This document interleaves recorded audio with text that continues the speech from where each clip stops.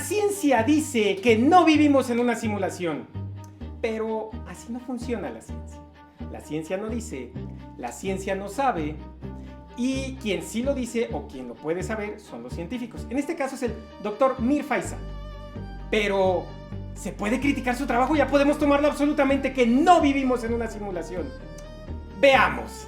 El Dr. Mir Faisal hace esta publicación que me puse a leerla al respecto para revisarla. Se me hizo interesante, la vi en un sitio de divulgación.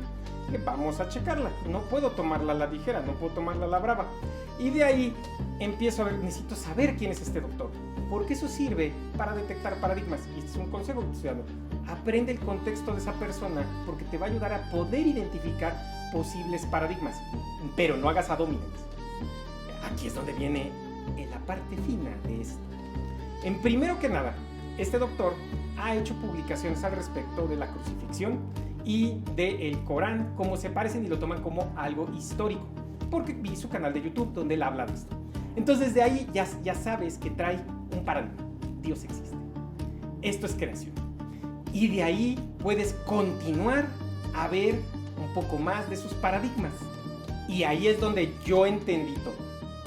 Él, al tener esta idea creacionista, entonces cree en que el universo no puede ser una simulación computarizada, sino tendría que venir de una forma perfecta, por un creador perfecto, o haciendo una analogía del desarrollador perfecto, que su sistema sea tan potente y tan calculador de todo lo posible, que no tuviera límites. Y ahí ya empezamos con el primer paradigma, porque trajo esto a la mesa. ¿Y qué pasa si la simulación es perfecta?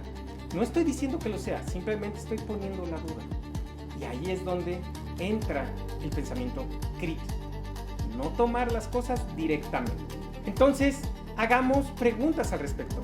¿Y si esa simulación no es perfecta? Si la razón por la que no podemos analizar algo menor a un plan, ya sea en tiempo o en distancia, es porque la resolución máxima de la simulación entre un píxel y otro, o entre un frame y otro. Ojo, no estoy diciendo que lo sea, simplemente estoy haciendo preguntas que uno se debería de hacer. Y si sí lo es, vamos a empezar a hacer preguntas que podrían llegar a esa parte. Y si los agujeros negros, como él dice, no pueden ser porque se pierde información, tomando en cuenta la evaporación de la información. Y si lo que está sucediendo es que es una depuración del sistema, porque ahí colapsó la información, podría serlo. Haciendo una analogía, no tiene por qué ser perfecta dicha simulación. Puede ser imperfecta de facto. Puede tener heurística externa a la misma simulación que haga la parte de la azarosidad que nosotros conocemos dentro de un sistema probabilístico. Se puede. Y ahí es donde viene lo interesante. Tomarlo solo porque consideras que tiene que ser perfecto, porque aprecia el paradigma de la perfección, te mete en muchos problemas de no analizar de manera adecuada. Y este ejemplo te lo traigo para que te fijes que en la ciencia no hay dogmas, no hay le creo un científico, no, se verifica. Y esto ha sucedido varias veces. Galileo Galilei nos trajo la idea de que los infinitos son del mismo tamaño todos los infinitos. En el siglo XVII, 2 siglos después, en el XIX, Cantor llega y dice, hay diferentes tamaños de infinitos. Pero no pudo comprobarlo y hasta su profesor le llamó hereje. Y fue súper criticado porque iba en contra de dogmas. Pero eso es la ciencia, no tomar dogmas. Y entonces Cantor hizo todo su trabajo y gracias a un siguiente matemático pudo demostrar que todo estaba basado en un axioma.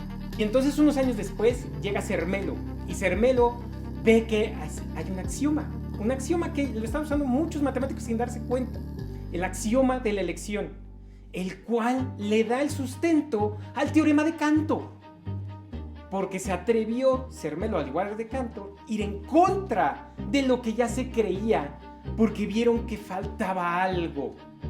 No hay dogma, hay crítica externa para poder perfeccionar o mejorar el sistema.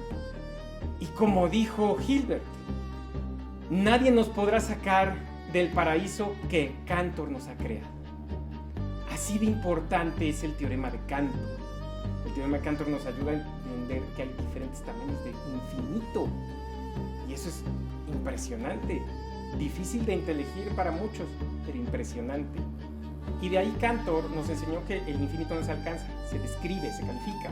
De un infinito a otro no puedes pasar alegremente, no los puedes acumular tampoco, no hay pasos para acumularlos, son categorías distintas. Y esto es muy interesante. Si quieren que explique el teorema de Cantor, con mucho gusto déjenlo en los comentarios, me voy a tardar un rato. De esta manera empezamos a ver que hay algo contraintuitivo. Un infinito no es igual a otro infinito, y eso está impresionante. Y este teorema rompe uno de los argumentos teístas de la regresión al infinito, al imposible que estemos donde estamos, pero ignoran la parte del axioma de la elección, que además lo estamos usando continuamente prácticamente todas las personas, curiosamente. Entonces, de ahí viene este problema. Ellos usan, no se podría llegar al punto donde estamos si es una regresión hacia el infinito, porque no podrías llegar aquí, pero porque dicen que debe haber un inicio. Y si no hay inicio y solo lo tomaste un punto de partida para poder hacer la cuantificación, se cae ese argumento teísta, que lo van a ver de algunos divulgadores tomistas, pero esa es otra historia. Y aquí es donde viene la parte interesante. Los religiosos usan dogmas, los científicos no, y los matemáticos son axiomas. ¿Qué es lo que sucede con estos divulgadores tomistas? Toman como cierto todo su sistema de axiomas, no permiten la crítica externa, y entonces viene un pequeño problema. Si no hay crítica externa y todo es congruente, quiere decir que es cierto. No, no lo es. Así no funciona. Tendrías que tú revisar qué tan cierto es, qué tan verdadero es, qué tan válido es. Y para eso necesitas la crítica externa, para ver si el axioma se cumple. En lo que es la parte del teorema de Cantor, con el axioma de la elección que trajo Selmer, hay matemáticos que deciden que sus comprobaciones no tienen que usar ese axioma. Y hay quienes deciden que sí. Y es donde se pone interesante. Eso son críticas externas a lo mismo. Cosas que los filósofos tomistas no permiten, y eso lo he visto muchos. No es per se los filósofos tomistas, discúlpenme. Los divulgadores de la filosofía tomista, que mal usan mucho de esto, es lo que usan como argumento. Bastante inválido. Y esto es lo increíble de la ciencia. Todo es criticable. Un estudiante puede criticar a un doctor con décadas de experiencia. Y puede ser que tenga razón. Lo que sí es, no puedes llegar y usar una negación gratuita, una afirmación gratuita. Porque ahí entra mi navaja favorita y agarras a navajazos de Hitchens. Toda afirmación gratuita la niegas gratuitamente. Toda negación gratuita la afirmas gratuitamente. Porque tiene el mismo valor. En cambio, si puedes hacer una crítica bien fundamentada, sin importar tu grado, porque lo que se busca es que sea correcto, no que sea dicho por una licencia otorgada por alguien. Eso no es lo importante, y eso es lo más precioso de la ciencia. Las licencias no le dan validez, le da validez la verificación. Y por eso todo pensamiento paradigmático es peligroso, porque busca obedecer en vez de entender. Y peor aún el dogmático. El dogmático además busca lo que es repetición. Y entramos en estas ideas de Goebbels, el ad nauseam. Con mucho gusto les explico el ad nauseam, es un tipo de falacia. Y ahí se rompe el crecimiento de la humanidad. Y ojo, la razón por la que en la ciencia no se cree es porque no es fe.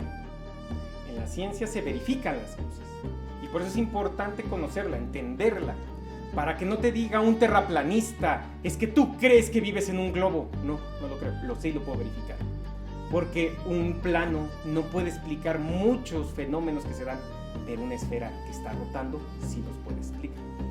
Y ahí es donde entra lo que es hermoso, realmente. No crees las cosas ciegamente.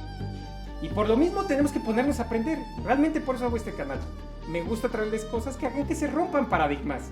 Y espero les agrade. Déjenme en comentarios lo que van opinando. Den su like y compartan, por favor. Que les vaya muy bien.